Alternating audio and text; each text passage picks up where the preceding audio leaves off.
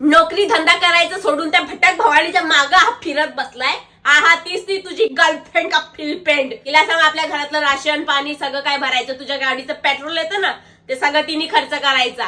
दिवसभर तिच्या मागं असा दिवाना झालेला असतो, दिवाना. काय भेटतं काय माहिती. आई बाप म्हातारे व्हायला आले तरी पण त्याचा नोकरीचा पत्ता नाही, कसला पत्ता नाही. रोज म्हणतो इंटरव्ह्यूला चाललो आहे मी, इंटरव्ह्यूला. आणि त्या झिपरी सोबत मोमोज खात असतो. काय बोलला आई, मला माझ्या मित्रांसोबत गोव्याला ट्रिपला जायचंय. तुला ट्रिपला जायचंय. तुझे जे सगळे मित्र आहेत ना ते मस्तपैकी कामाधंद्याला लागलेले आहेत आणि तू कोण आहे, बेरोजगार.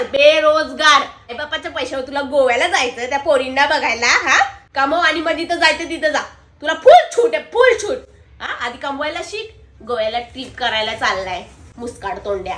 चल गोव्याला जाणार. रोज आपलं त्या नातेवाईकांचे फोन येतात, काय हो तुमचा मुलगा लागला का नाही कुठे नोकरीला. पण त्यांना काय सांगू, माझा मुलगा झालाय पागल प्रेमात. त्याला नोकरी धंद्याचं काय बघायचं नाही. फक्त पोरींच्या मागे असं मोमोज शेवपुरी भेलपुरी सगळं खायचंय त्याला. आई बापाचं नाव असं बदनाम करायचं, बदनाम. त्या मावशीच्या पोराला बघ मस्त 1 लाखाचं पॅकेज लागलंय, पॅकेज.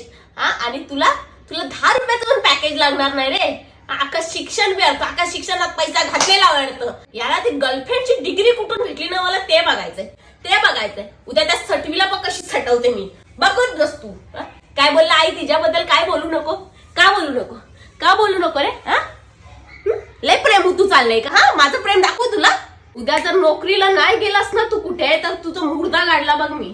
काय बोलला, नाही करणार तुला बाप पण करेल. मला सांग कोणाच्या जीवावर तू एवढा उड्या मारतोय रे. कोणाच्या जीवावर, त्या झिपरीच्या जीवावर. तिचा बाप म्हणे लय पैसेवालाय.